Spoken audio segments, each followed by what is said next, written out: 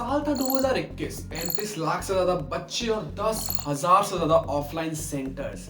Exam conduct हुए, बहुत पहले से डेट शीट आ गई थी, अच्छा खासा टाइम था प्लान करने का, बट स्टिल एग्जाम के टाइम पे बहुत से मेसअप्स थे। कभी कहीं क्वेश्चन पेपर नहीं आ रहे हैं तो गलत आ रहे हैं, मिस प्रिंटिंग्स बहुत ज्यादा हैं एंड एज पर पैटर्न नहीं है, एज पर सिलेबस नहीं है, बहुत से मेसअप्स थे। सीबीएसई ने नवंबर 2021 में टर्म 1 के एग्जामिनेशन बहुत बुरी तरह खराब की।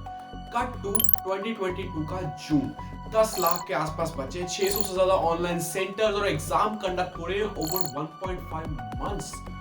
उसके बाद भी चीजें बहुत सॉर्टेड नहीं है, चीजें बिल्कुल भी सॉर्टेड नहीं है। 1% की मैनेजमेंट नहीं है, कब क्या कहां कैसे हो रहा है, सिस्टम्स लोड नहीं हो रहे, इन्विजिलेटर्स अवेलेबल नहीं है, पेपर एज पर पैटर्न नहीं है, पेपर लोड नहीं हो रहा है एग्जाम। इन दोनों सिचुएशन से हमें लगता है कि हमारे देश में इंडियन एजुकेशन सिस्टम में एजुकेशन के साथ साथ एक और जो बहुत बड़ी चीज मिसिंग है, that is management.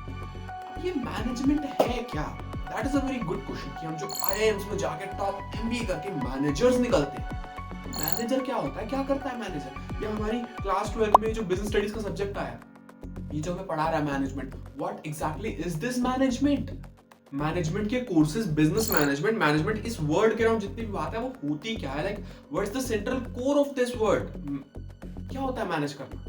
If I say it in the very technical form, तो भैया management is a process of planning, organizing, staffing, directing and controlling an organization's operations in order to achieve its goals efficiently and effective. अगर मैं word तोड़ूं, management,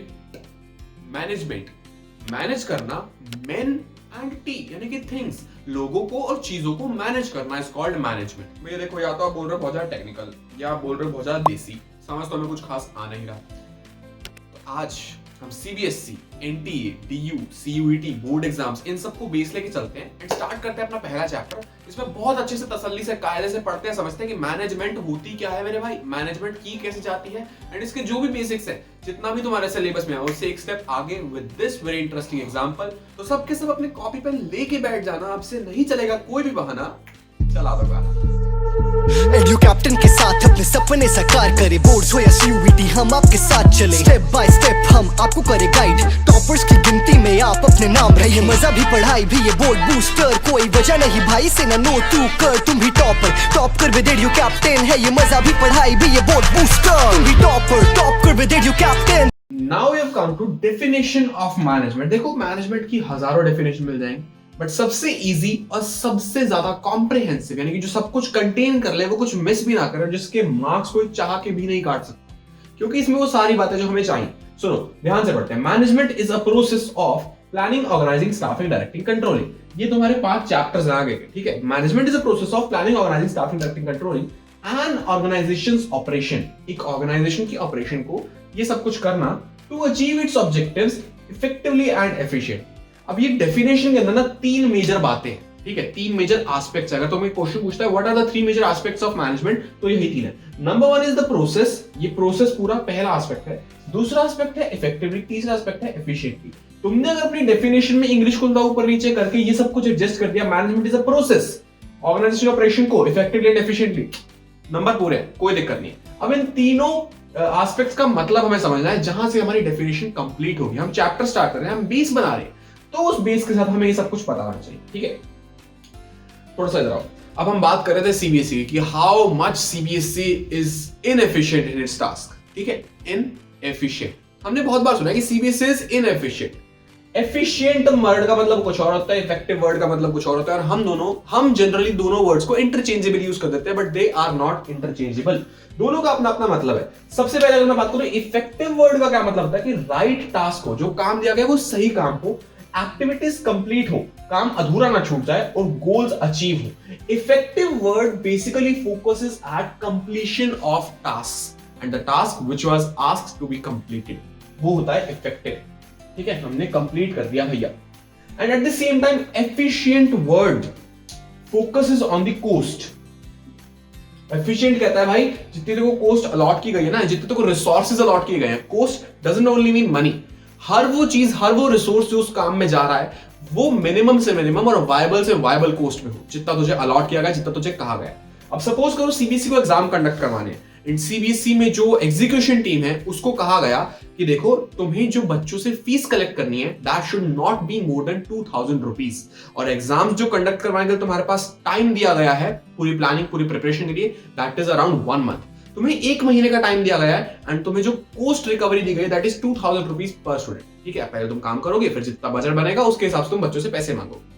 अब कल को तुम आगे कहो कि सर देखो ऐसा है, हमने 1 महीने वाला काम कर दिया आपका 20 दिन में, बढ़िया, बहुत बढ़िया, very good, well done, but ना 2000 नहीं, अब बच्चों से हमें 2600 रुपए लेने पड़ेंगे। वहां पे you are effective because you have done the right task, you have completed your activities, you have achieved your goals. And यहां एक छोटा सा एलिमेंट और आ जाता है टाइम वाला। अगर आपने काम को टाइम पे पूरा किया है देन यू आर इफेक्टिव, बहुत अच्छी बात है। तुमने 30 दिन गए थे, तुमने 20 में कर दिया, बहुत ही बढ़िया।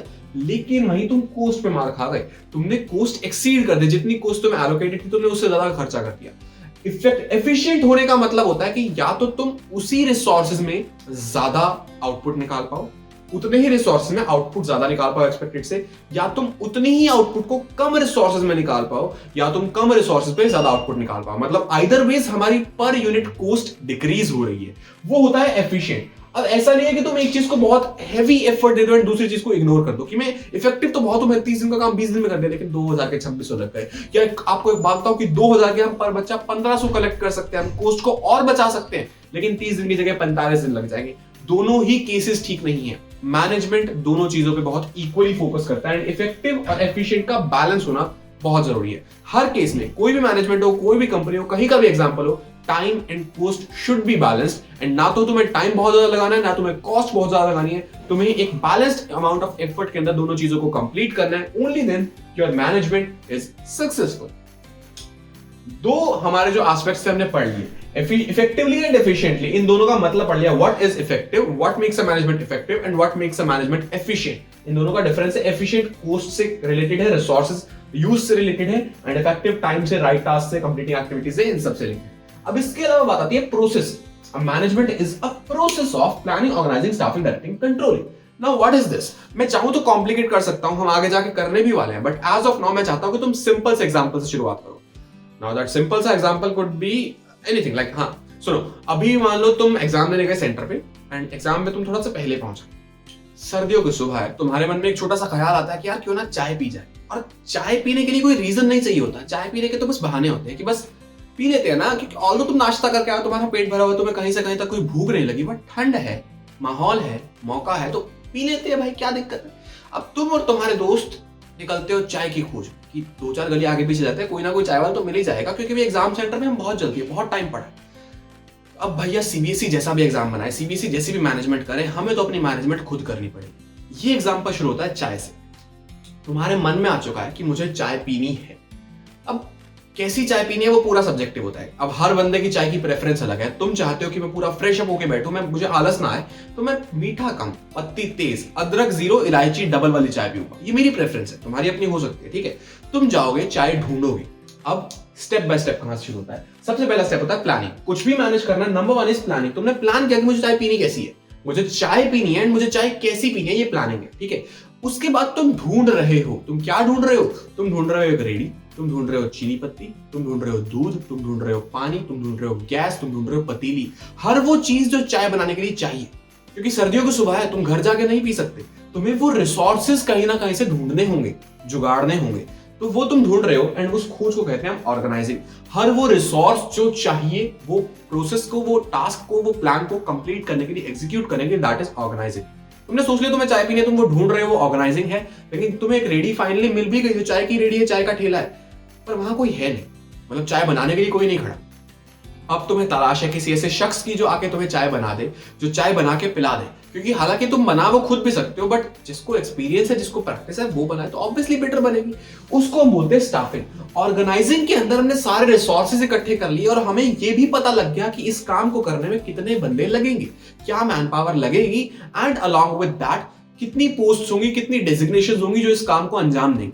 अब यहाँ पे तो एक ही है कि एक चाय वाला चाहिए जो आके चाय बना दे। स्टाफिंग के अंदर हम उस चाय वाले को ढूंढते हैं कि रेडी मिल गई, अब उसको आवाज लगाओगे कि भैया हेलो कोई है, चाय पिला दो, वो सब चीजें, ठीक है। अब तुमने चाय वाला ढूंढा, वो प्रोसेस, वो खोज होती है स्टाफिंग। तुमने प्लान किया तुम्हें चाहिए क्या, उसके रिगार्डिंग रिसोर्सेज ढूंढ लिए, फिर उसके रिगार्डिंग बंदा ढूंढ लिया, प्लानिंग, ऑर्गेनाइजिंग, स्टाफिंग।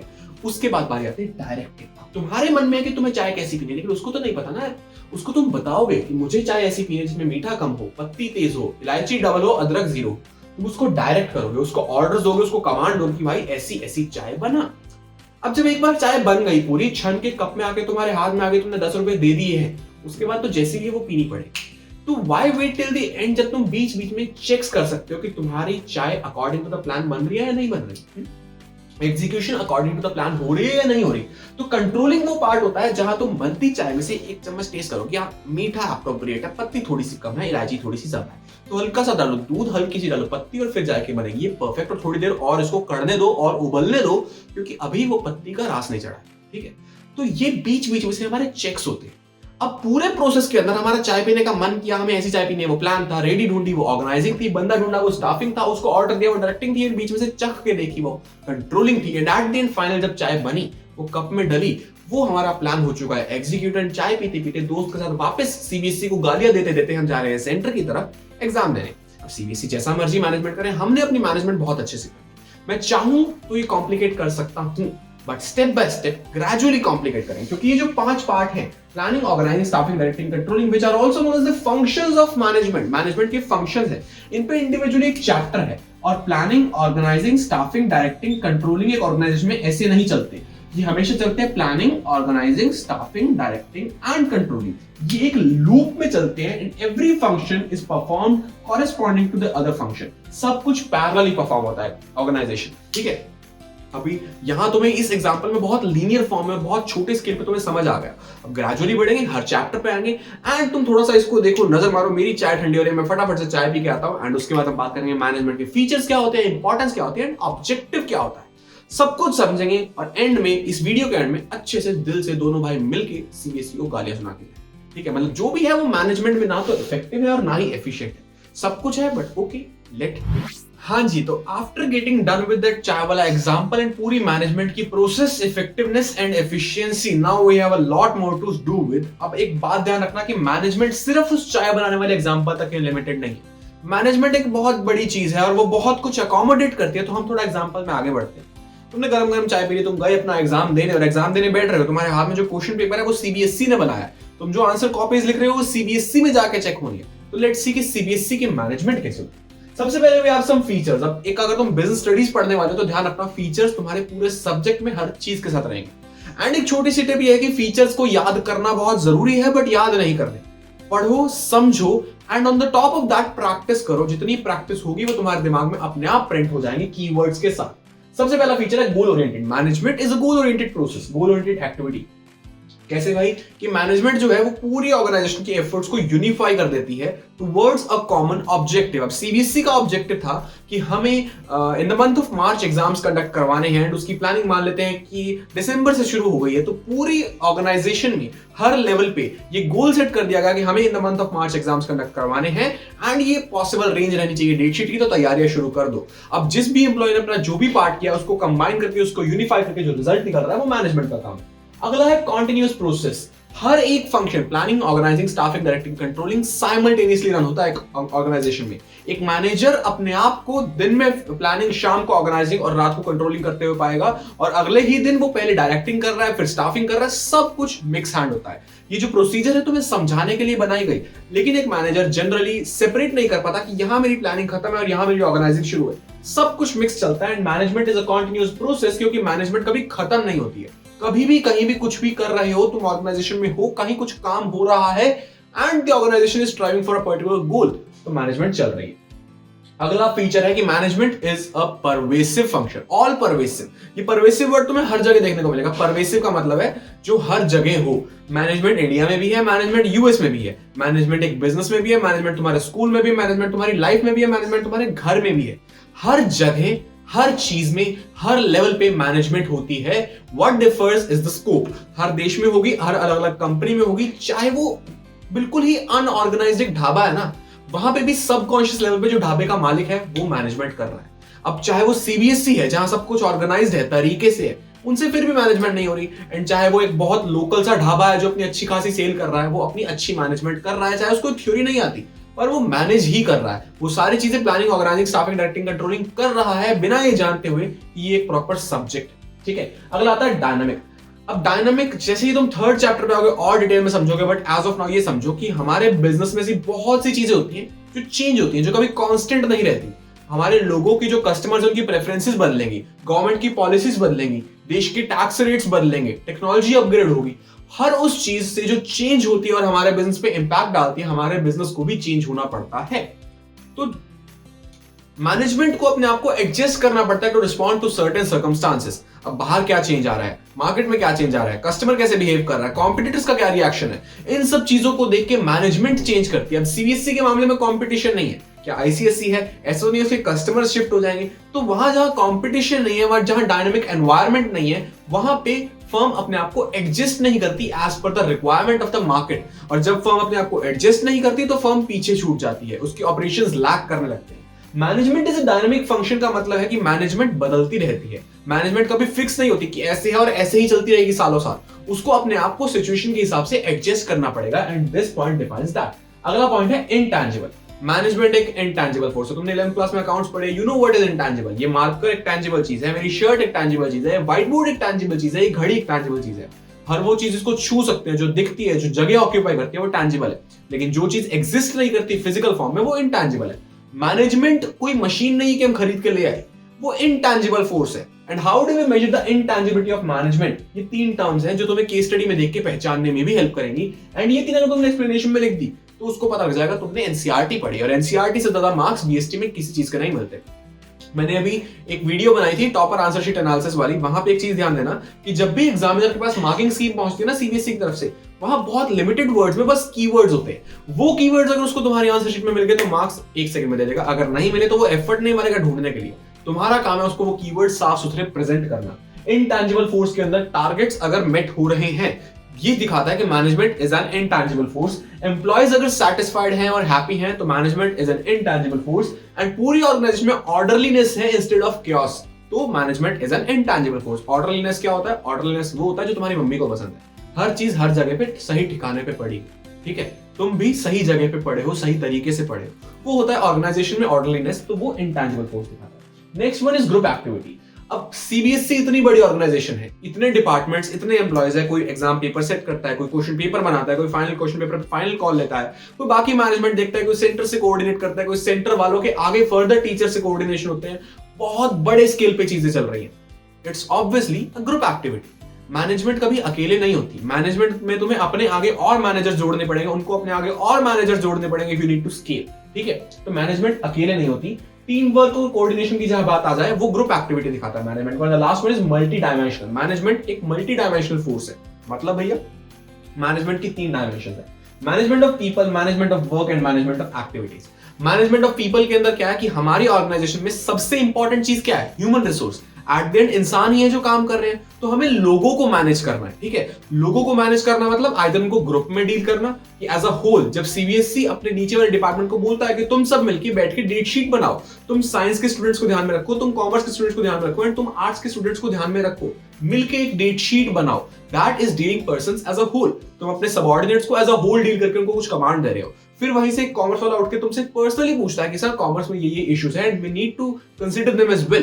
तो जब तुम उसको कहते हो कि हाँ भाई ठीक है, तेरे को फ्रीडम दे दी और तू अपने हिसाब से देख ले, तो you are dealing people individually. Management of people कहता है कि लोगों को डील करना पड़ता है, एंड ये बहुत इंपॉर्टेंट एस्पेक्ट है। और लोगों को आप कैसे डील करते हो? या तो अकेले में या ग्रुप, ठीक है, दैट्स इट। उसके बाद है मैनेजमेंट ऑफ वर्क। अब जब हम 4th चैप्टर प्लानिंग पे जाएंगे, मैं ना बहुत सारी चीजें लिंक करूंगा। एक बार पूरी सीरीज देखने के बाद इस फर्स्ट वीडियो को दोबारा देखना, तुम्हारी अंडरस्टैंडिंग का लेवल कहीं और ही होगा। जब हम 4th चैप्टर प्लानिंग पे जाएंगे, वहां मैं तुम्हें चीजें सिखाऊंगा कि प्लान एक्चुअली में होती कैसे है। उसके बाद जब यहां आओगे तो मैं मैनेजमेंट ऑफ वर्क समझ आएगा। बट एज ऑफ नाउ बस ये मान के चलो कि मैनेजमेंट ऑफ वर्क मतलब ऑर्गेनाइजेशन में क्या होगा, कैसे होगा, उस कैसे के अंदर हम किन किन छोटी छोटी बातों का ध्यान रखेंगे, उसके अंदर भी जो एक एक स्टेप है, वो हर एक स्टेप को करने का एग्जैक्ट मैनर क्या होगा, मेथड क्या होगा, क्या रूल्स है हमारी ऑर्गेनाइजेशन की, किस किस बजट के अंदर हमें काम करना है, हर वो चीज, हर वो काम जो बिल्कुल ब्रॉड है पूरी ऑर्गेनाइजेशन का है, वो होता है मैनेजमेंट ऑफ वर्क।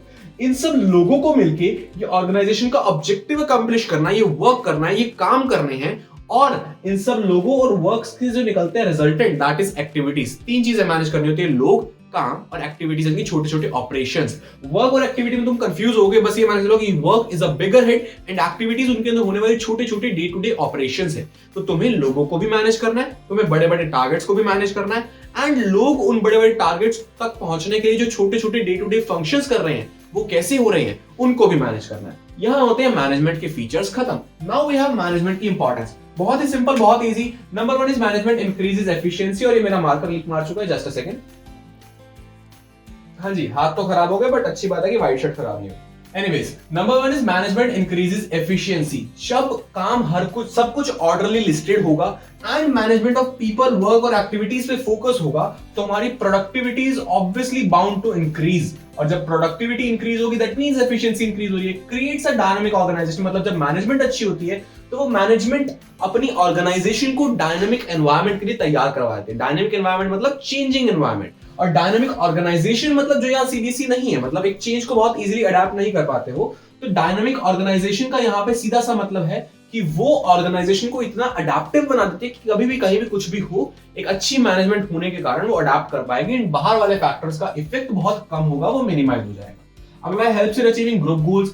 अब जो पूरी ऑर्गेनाइजेशन के गोल्स है ना वो मैनेजमेंट ही अचीव करवाती है, क्योंकि वो ही इंश्योर करती है सब कुछ तरीके से हो रहा है, हर बंदे का जो काम डिवाइडेड है वो टाइम पे अकम्प्लिश हो रहा है, वो टाइम पे कंप्लीट हो रहा है, and all those small activities are resulting to that bigger objective जो पूरी ऑर्गेनाइजेशन का गोल है। Last another one is achieving personal objectives. अब जब पूरे ऑर्गेनाइजेशन का गोल ग्रुप गोल अचीव हो रहा है, मतलब हर बंदा अपना काम टाइम पे कर रहा है, हर बंदा अपना पार्ट अच्छे से प्ले कर रहा है, और जब हर बंदा अपना पार्ट अच्छे से प्ले कर रहा है तो उसको भी अपनी सैलरीज, अपने स्टाइपेंड्स, अपनी कंपेंसेशन, अपने बोनसेस, अपने वेरिएबल बोनसेस, अलाउंसेस सब कुछ टाइम पे मिल रहे हैं। एंड ये सब टाइम पे मिलने का मतलब पर्सनल ऑब्जेक्टिव्स पूरे हो रहे हैं। Now you still don't know what a personal objective is. Personal से यहां सीधा सीधा लिंक है एम्प्लॉयज पे, ठीक है, हम आगे इसकी बात करेंगे। एम्प्लॉयज ही वो चीज है जहां भी मैं कहूं कि एक ऑर्गेनाइजेशन के पर्सनल ऑब्जेक्टिव पूरे हो रहे हैं, मतलब वहां काम करने वाले लोगों के personal objectives. Social objective society के ऑब्जेक्टिव, एंड ऑर्गेनाइजेशनल या इकोनॉमिकल ऑब्जेक्टिव पूरे ऑर्गेनाइजेशन के ऑब्जेक्टिव्स, ठीक है। And last one is helps in development of the society. अब इस पे मैं डिटेल में जाऊं और ये भी तुम्हें समझाऊं, इससे पहले इधर आ जाओ। ऑब्जेक्टिव्स ऑफ मैनेजमेंट क्या होते हैं, मतलब मैनेजमेंट करी ही क्यों जाती है। मैनेजमेंट की फीचर्स पढ़ लिए, मैनेजमेंट की इंपॉर्टेंस पढ़ ली, जरूरत पढ़ ली, लेकिन मैनेजमेंट एम किस चीज पे करती है, व्हाट इज द एम। 3 अलग अलग ऑब्जेक्टिव्स होते हैं मैनेजमेंट, एंड ये तीनों ऑब्जेक्टिव एक के बाद एक नहीं आते, ये पैरेलल चलते हैं। तीनों ऑब्जेक्टिव का पैरेलल होना जरूरी है। Number 1 objective is an organizational objective. Organizational मतलब एक organization as a whole exist कर रही है, तो किसी काम के लिए एग्जिस्ट कर रही है ना, अब वो क्या है, ठीक है। इसका दूसरा नाम है इकोनॉमिकल ऑब्जेक्टिव, एंड जहां इकोनॉमिकल की बात आ गई तो मतलब वहां पैसे की बात तो होनी है। एक ऑर्गेनाइजेशन का ऑब्जेक्टिव कुछ भी हो सकता है, लेकिन उसका सबसे फर्स्ट एंड फोरमोस्ट ऑब्जेक्टिव होता है सर्वाइवल, कि मैं अगर मार्केट में आया हूं तो मैं सर्वाइव तो एटलीस्ट कर, ठीक है।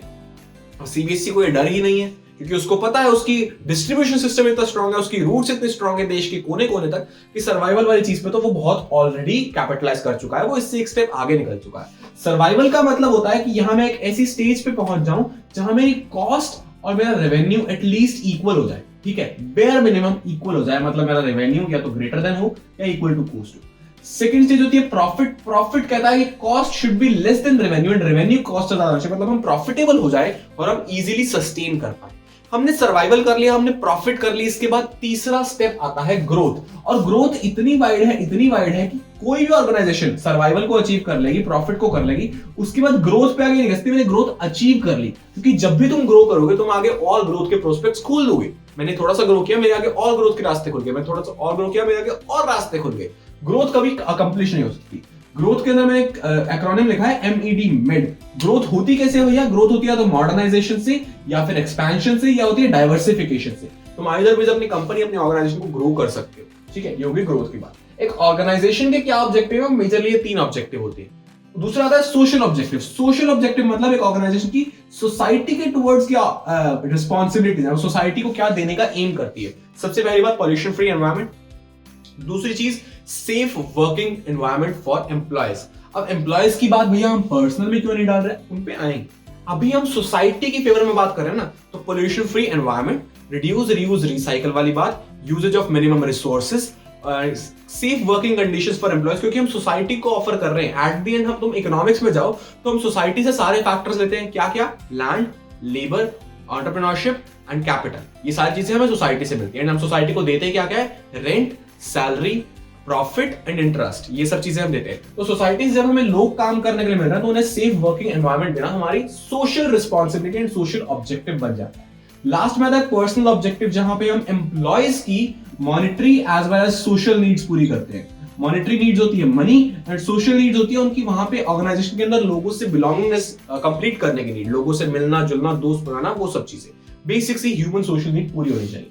ये 3 ऑर्गेनाइजेशनल ऑब्जेक्टिव है। अब यहां चीजें थोड़ी सी मैसे इसलिए हो गया क्योंकि मैं हर चीज को सीबीएसई से लिंक नहीं कर पा रहा, बट फिर भी अगर मैं करके बताऊं तो CBSE as an organization, government organization है, वो प्रॉफिटेबल है या नहीं, इसमें ज्यादा डेटा अवेलेबल नहीं है तो उसको एक बार रहने देते हैं। बस ये मान के चलो जो सीबीएसई का एम है पूरी ऑर्गेनाइजेशन का, वो ऑर्गेनाइजेशनल ऑब्जेक्टिव होगा कि हाँ मुझे एजुकेशन प्रोवाइड करनी है एंड मुझे उसको प्रॉफिटेबल बनाना है। वो सब चीजें बेसिक बिजनेस पर्सपेक्टिव से प्रॉफिटेबल चीजें करनी होती हैं, लेकिन यहाँ गवर्नमेंट का रोल आ गया इसलिए प्रॉफिट की कोई गारंटी नहीं है। सोशल ऑब्जेक्टिव सीबीएसई का है कि मुझे एजुकेशन पहुंचानी है हर एक घर तक, हर एक स्टूडेंट तक एंड जितना हो सके इस देश को लिटरेट एंड एजुकेटेड बनाना है। पर्सनल ऑब्जेक्टिव है कि वहां पे जितने भी एम्प्लॉयज काम कर रहे हैं, सीबीएसई के चेयरमैन से लेके एग्जाम पे आने वाले सेंटर पे आने वाले इन्विजिलेटर तक, ठीक है, सबके सब सैटिस्फाइड हो, सबकी मॉनिटरी और सोशल नीड्स पूरी हो।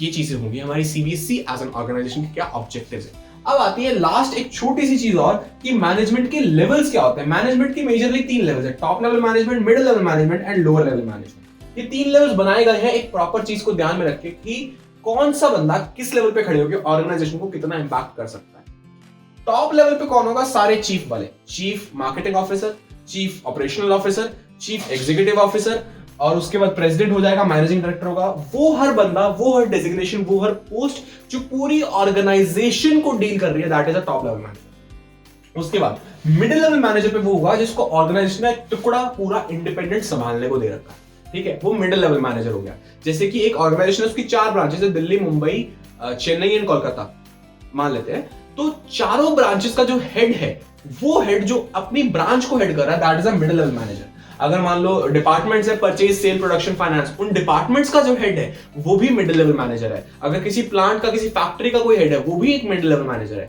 एक पूरी यूनिट का इंडिपेंडेंट चार्ज लेने वाला बंदा मिडिल लेवल मैनेजर होता है। एंड उसके बाद आता है लोअर लेवल मैनेजर। मेरा रेड मार्कर भाई क्या चाहता है ये, really sorry, okay,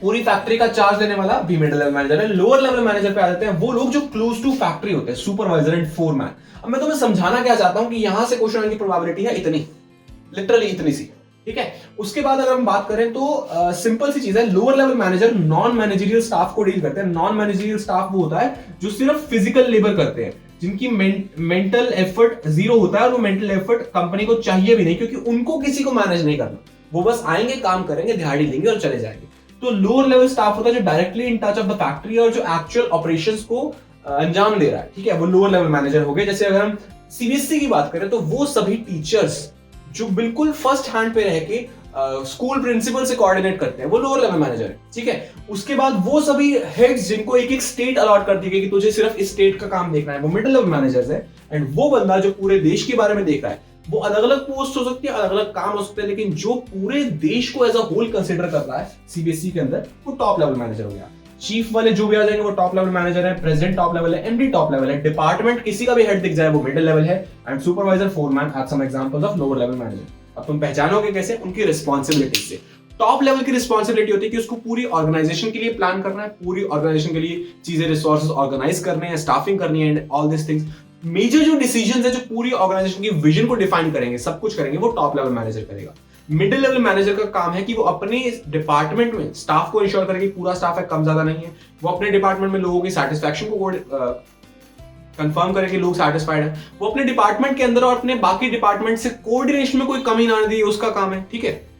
and lower level manager के क्या काम होते हैं कि फैक्ट्री के अंदर जो नॉन मैनेजरियल स्टाफ है उनको सारे रिसोर्सेज टाइम पे मिलते रहे, उनके पे टाइम पे हो, सेफ वर्किंग एनवायरनमेंट हो, एंड एट द एंड जो काम मिडिल लेवल मैनेजर ने उसको दिया है वो एग्जैक्टली एग्जीक्यूट हो रहा है। एंड मिडिल लेवल मैनेजर की एक और रिस्पॉन्सिबिलिटी होती है कि जो चीज, जो प्लान टॉप लेवल मैनेजर ने डिवाइस किया है, हम उसी के कॉरेस्पॉन्डिंग अपने डिपार्टमेंट का प्लान डिवाइस कर रहे हैं, ठीक है।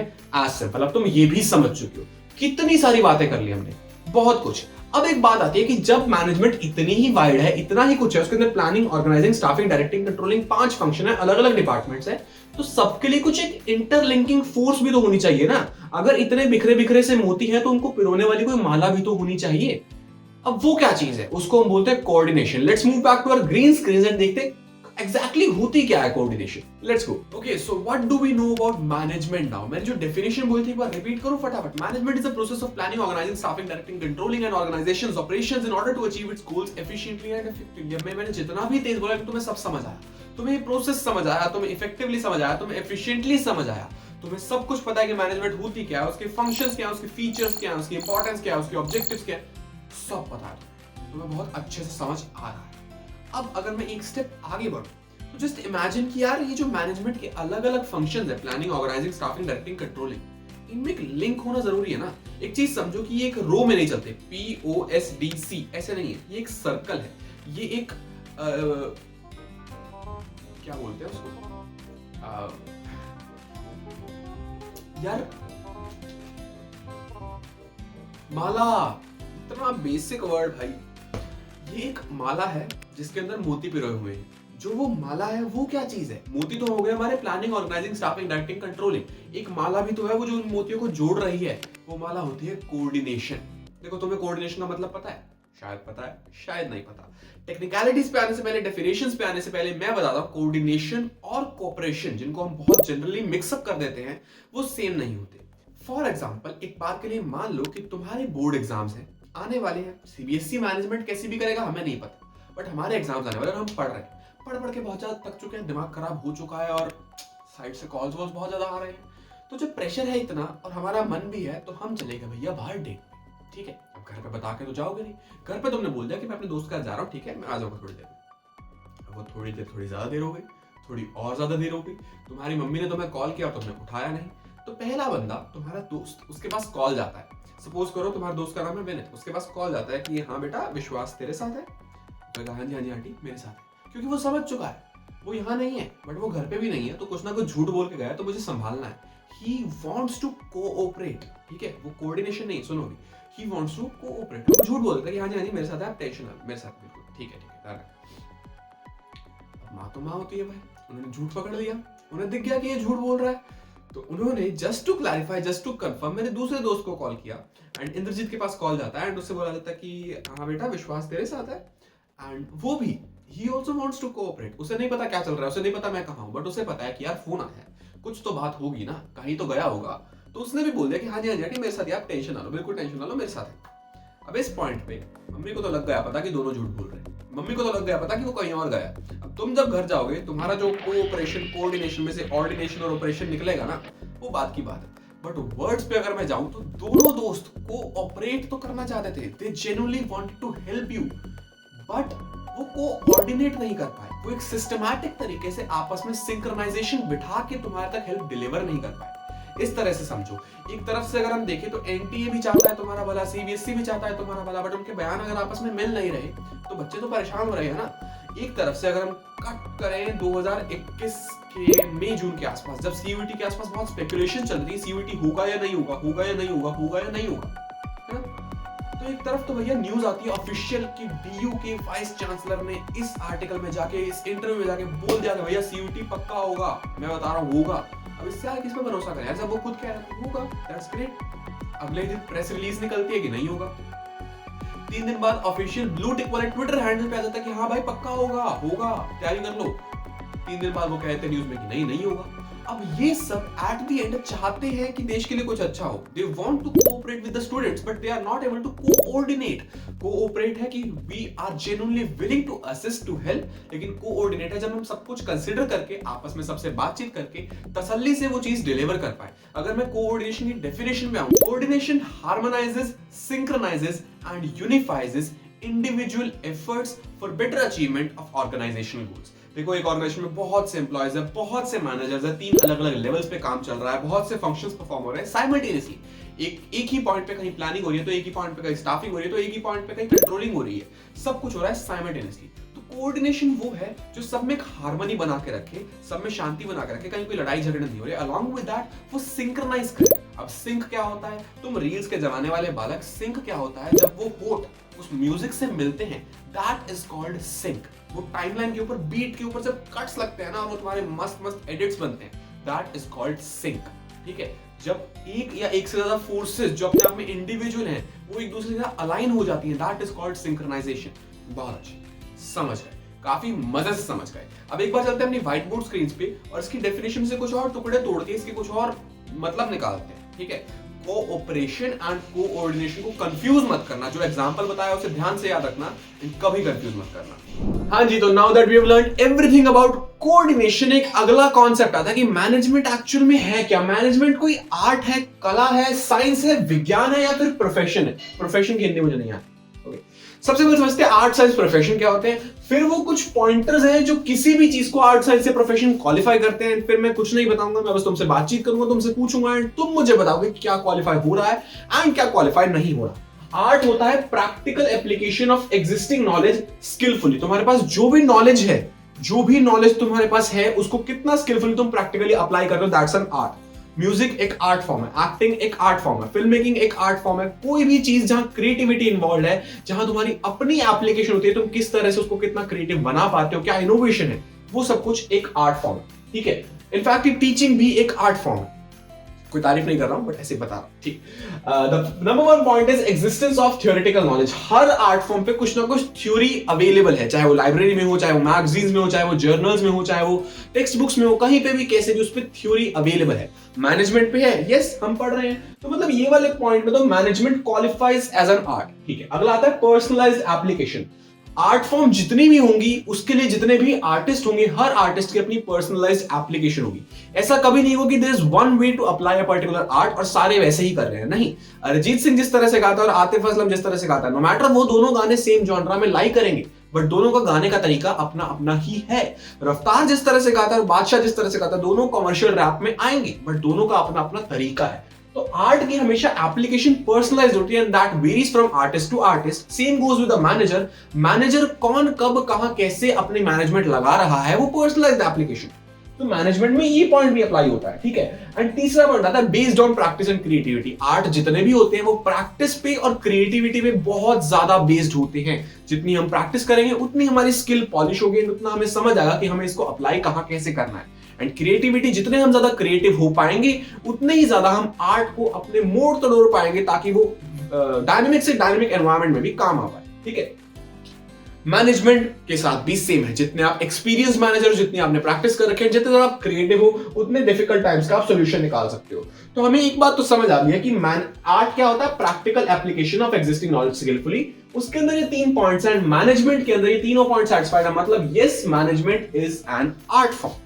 अगला आता है साइंस। साइंस क्या होता है, systematic body of knowledge that explains certain general truth. अब यहां सिस्टमैटिक बॉडी ऑफ नॉलेज से मेरा मतलब है जो कॉज एंड इफेक्ट के बेसिस पे हो। ठीक है, साइंस में हर चीज प्रूवन होती है, हर चीज का कोई रीजन होता है और उसके होने से कुछ इफेक्ट होता है। Everything has a cause and an effect. इसके लिए जो 3 पॉइंट्स है, number 1 is systematic body of knowledge. Yes, science is a systematic body of knowledge. Science में जो भी है वो बहुत तरीके से पढ़ा हुआ है, उसमें सिस्टमैटाइज तरीके से इंफॉर्मेशन गैदर की गई है। And same goes with management. Management के अंदर भी जो भी है वो सब कुछ सिस्टमैटिक तरीके से ही आया हुआ है। तो ठीक है, इट्स वेल डन। इस पे बहुत सारी थ्योरी अवेलेबल है। ये पॉइंट रेजोनेट करता है एग्जिस्टेंस ऑफ थ्योरेटिकल नॉलेज से। कूल इनफ, बहुत अच्छी बात है, ये पॉइंट क्वालिफाई करता है। Next one is principles based on experimentation and observation. Principles है, हर साइंस के अंदर कुछ प्रिंसिपल्स होते हैं जो एक्सपेरिमेंटेशन और ऑब्जर्वेशन से निकलते हैं। कुछ भी प्रॉपर फंडामेंटल प्रूवन ट्रुथ्स होते हैं जो किसी ने एक्सपेरिमेंट किया है, किसी ने कहीं ऑब्जर्व किया और उससे वो प्रिंसिपल बनाए गए। क्या मैनेजमेंट में भी ऐसा है? बिल्कुल है। तुम्हारा बिल्कुल next chapter principles of management के अंदर तुम्हें प्रिंसिपल्स देखने को मिलेंगे जो एक्सपेरिमेंटेशन और ऑब्जर्वेशन से निकले हैं। But here is a big big but, जो कहता है कि जो साइंस के प्रिंसिपल्स हैं वो बिल्कुल एग्जैक्ट होते हैं कि ये ऐसा है तो ये ऐसा ही है, there is no if, there is no but. लेकिन मैनेजमेंट के प्रिंसिपल्स में इफ एंड बट एग्जिस्ट करते हैं, क्योंकि मैनेजमेंट की एप्लीकेशन वेरी करती है जगह जगह पे, एंड मैनेजमेंट की एप्लीकेशन वेरी करती है अलग अलग ह्यूमंस पे, अलग अलग सिचुएशंस पे। तो यहां पे हम इसको पूरा एग्जैक्ट नहीं कह सकते पर इसको पूरा गलत भी नहीं कह सकते। तो ये टिक क्रॉस वाली बात आ जाएगी कि ये पॉइंट अप्लाई होता है बट हाफ अप्लाई होता है। एंड अगला पॉइंट है साइंस की क्वालिफिकेशन के लिए यूनिवर्सल वैलिडिटी। अगर किसी चीज को साइंस ने प्रूव कर दिया तो that is valid universally. India में भी, यूएस में भी, मेरे घर में भी, तुम्हारे घर में भी, एंड कहीं पे भी किसी भी सिचुएशन में जो भी उसकी कंडीशन है उसके अंडर वो चीज यूनिवर्सली वैलिडेट होगी। साइंस है तो वो वैसे ही काम करते हैं, लेकिन मैनेजमेंट के साथ ऐसा नहीं होता। मैनेजमेंट के प्रिंसिपल्स यूनिवर्सली वैलिड नहीं होते हैं। अब प्रिंसिपल्स वाले चैप्टर में आएंगे तो हम समझेंगे क्या कैसे होता है, बट साइंस के जो 3 पॉइंट्स हैं मैंने तुम्हें बताया, ये अप्लाई होता है, ये आधा होता है और ये नहीं होता। विच मीन्स जो मैनेजमेंट है वो एग्जैक्ट साइंस तो नहीं है, बट वो इनएग्जैक्ट साइंस है। यानी कि इन अ वे वो साइंस है, that is a systematic body of knowledge which explain certain general truth, but वो ट्रुथ नहीं है, वो गाइडलाइंस है यार। वो कुछ चीजें जिनको हम बेस मान सकते हैं, जिनके हिसाब से हम चल सकते हैं, बट वो साइंस से बिल्कुल एग्जैक्टली रेजोनेट नहीं करते हैं। ये पॉइंट्स हमने पढ़े। लास्ट आता है प्रोफेशन। प्रोफेशन क्या होता है? Specialized knowledge used impartially to serve different sections of society. एक स्पेशलाइज्ड नॉलेज जो तुम्हारे पास है, जो तुम इम्पार्शियली यानी कि बिना किसी भेदभाव के यूज करोगे to serve different section of society. Profession के एग्जांपल डॉक्टर, लॉयर एंड सी। ये जितने भी प्रोफेशंस हैं इनका मेजर पर्पस, फर्स्ट मोटिव होता है कि हमें सोसाइटी की सर्विस करनी। ठीक है, used impartially to serve different section of society. पैसे कमाएंगे, ठीक है, अच्छी बात है, पर प्रोफेशन का मतलब ही होता है। ये हम लास्ट पॉइंट से स्टार्ट कर लेते हैं। Service motive.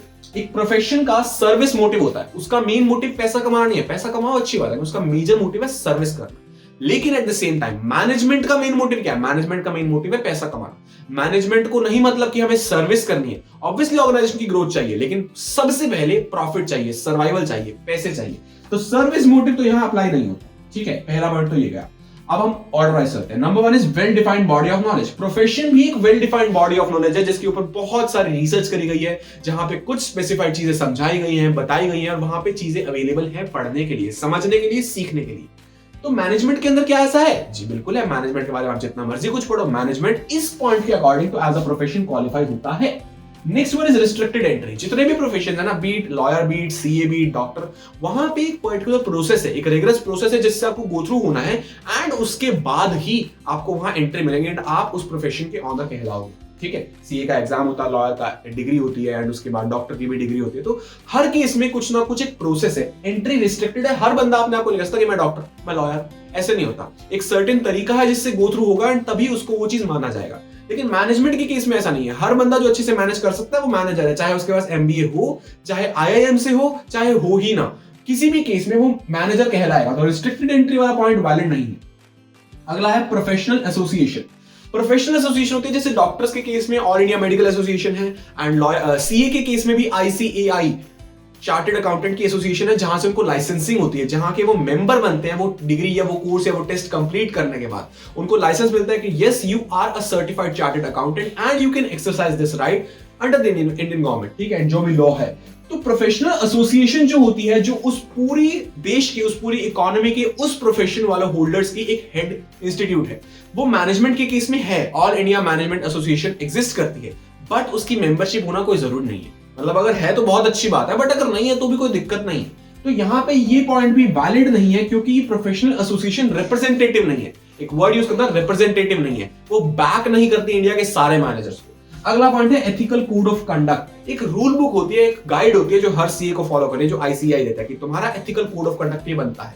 एक ethical code of conduct doctors के लिए भी, एक ethical code of conduct lawyers के लिए भी है, हर प्रोफेशन के लिए है। लेकिन वो ethical code of conduct managers के लिए है। अब भैया अगर है तो वो IMAI में है और वो सबको अप्लाई करना जरूरी नहीं है, क्योंकि सब उसके मेंबर्स नहीं है। अब हम देख सकते हैं कि ऑब्वियसली भाई मैनेजमेंट एक प्रोफेशन तो नहीं है, हमारे सामने क्लियर पिक्चर है कि रिस्ट्रिक्टेड एंट्री भी नहीं है, प्रोफेशनल एसोसिएशन भी नहीं है, एथिकल कोड ऑफ कंडक्ट भी नहीं है, सर्विस मोटिव भी नहीं है, प्रोफेशन नहीं है। बट हम इसको ये नहीं कहेंगे प्रोफेशन नहीं है, यहां हम कहेंगे कि मैनेजमेंट प्रोफेशन बनने की इन्फेंसी स्टेज में। क्योंकि एक छोटी सी चीज देखो कि जिस दिन एक मैनेजर बनने के लिए AIME का सर्टिफिकेट जरूरी हो गया, जिस दिन वो हो गया तो ये वाला पॉइंट भी टिक हो जाएगा, ये वाला पॉइंट भी टिक हो जाएगा और ये वाला पॉइंट भी टिक हो जाएगा। तो मोर और लेस मैनेजमेंट एक चीज बन जाएगी जो प्रोफेशन हो गया। एंड इस सब के आने से सर्विस मोटिव पूरा नहीं तो वो हाफ टिक वाली स्टेज में तो आ ही जाएगा कि सर्विस करना भी एक मैनेजर का काम है, कि वो सोसाइटी की सर्विस करके सोसाइटी के बिजनेस को ग्रो करे, इकोनॉमी को ग्रो करे। एंड ये उसका सर्विस मोटिव है, सोसाइटी को सर्व करने के लिए। अभी के लिए management is not a profession, but we can see that management is in an infancy stage of becoming a profession. And इसी के साथ चैप्टर होता है समाप्त। इस पूरे केस में मैंने तुम्हें कुछ नहीं बताया, तुमने अपने आप समझा, तुमने अपना पढ़ा, तुमने अपना बोला, तुमने अपने आप मुझसे टिक क्रॉस करवाया एंड उसके बिहाफ पे हम आगे बढ़े। It's very easy, very simple and very important from your examination point of view. एक बार पढ़ के जाना, सारे एग्जांपल्स देख के जाना एंड डायग्राम्स जरूर बनाना। Moving ahead, let's summarise the chapter and end this video. तो इसके बाद हम मोटा-मोटा आइडिया ले चुके हैं कि मैनेजमेंट क्या होती है, and along with that the thing CBSE और NTA lacks the most is coordination. लेकिन अगर तुम कुछ लैक नहीं करना चाहते हैं नियर फ्यूचर और तुम्हें चाहिए क्लैरिटी अबाउट पर्पस कि मैं क्या करने वाला हूँ, मैं कैसे करने वाला हूँ, मेरा क्या करियर होने वाला है, उन सब चीजों को सॉर्टेड करना ना मेरे भाई, तो बस एक छोटी सी चीज का रखना कि एडुकैप्टन ने well research, highly produced and well edited एक सीरीज निकाली है नो योर करियर करके। एक बार जाके चेक जरूर करना, बहुत मजा आएगा, बहुत कुछ सीखोगे, हर करियर के बारे में बहुत अच्छी सी क्लैरिटी मिलेगी, वो इनसाइट्स मिलेंगे जो कहीं नहीं। Along with that, we have our own Discord server जहां तुम अपने तरह सेम एस्पिरेंट से मिल सकते हो, बातचीत कर सकते हो, डिस्कशन कर सकते हो और देख सकते हो कि क्या कैसे होने वाला है, what possible things this career holds, तुम सब जान सकते हो, डिस्कस कर सकते हो। तो डिस्कॉर्ड सर्वर जरूर ज्वाइन करना। एंड along with that, अगर हम वापस चैप्टर पे आ जाएं तो मैनेजमेंट क्या है? मैनेजमेंट कुछ भी नहीं है, मैनेजमेंट है planning, organising, staffing, directing, controlling करना, एक ऑर्गेनाइजेशन की ऑपरेशन, लोगों को और चीजों को संभालना, ताकि हम जो भी कर रहे हैं वो एफिशिएंटली और इफेक्टिवली हो पाए। समझ गए? बहुत अच्छे से समझ गए। हमने इसके फीचर्स देख लिए, साथ देख लिए भैया, इंपॉर्टेंस देख ली, तीन ऑब्जेक्टिव्स देख लिए, पर्सनल, ऑर्गेनाइजेशनल और सोशल। ठीक है, देख लिए, समझ गए, कूल। कोऑर्डिनेशन का मतलब देख लिया, कोऑर्डिनेशन की इंपॉर्टेंस देख ली, समझ चुके हैं कोऑर्डिनेशन का क्या बहुत इंपॉर्टेंट है, केस स्टडीज में बहुत बार पूछा जाएगा। हमने देख लिया मैनेजमेंट आर्ट है, मैनेजमेंट साइंस है, कच्चा पक्का, मैनेजमेंट प्रोफेशन है नहीं, पर मैनेजमेंट प्रोफेशन बन रहा है। ठीक है, समझ गए। इसी के साथ चैप्टर होता है समाप्त। परंतु तुम्हारे लिए एक जरूरी सूचना कि अगर तुम्हें चैप्टर पढ़ने में मजा आया, मैं पसंद आया, या सिलेबस पसंद आया, या एग्जाम्पल पसंद आया, पढ़ाने का तरीका पसंद आया, कुछ भी पसंद आया, तो एक बार जाके एडुकैप्टन का फ्लैगशिप कोर्स जरूर से चेक करना। अब तुमने बोर्ड्स की तैयारी कर ली है बहुत अच्छे से, सीयूईटी के लिए भी इस चैप्टर की अलग पर्सपेक्टिव से डेप्थ में घुसना जरूरी है, केस स्टडीज प्रैक्टिस करना जरूरी है और कीवर्ड्स को अच्छे से तोड़ना निचोड़ना जरूरी है। करेंगे बहुत अच्छे से, बहुत मजे से करेंगे। So thank you so much for this video. यहां तक देखने के लिए अच्छी लगे तो फैलाना जरूर, इस प्लेलिस्ट को शेयर करना, बहुत अच्छे से वीडियोस आने वाले हैं। एंड अलॉन्ग विद दैट जो भी फीडबैक हो नीचे देना जरूर। Thank you so much.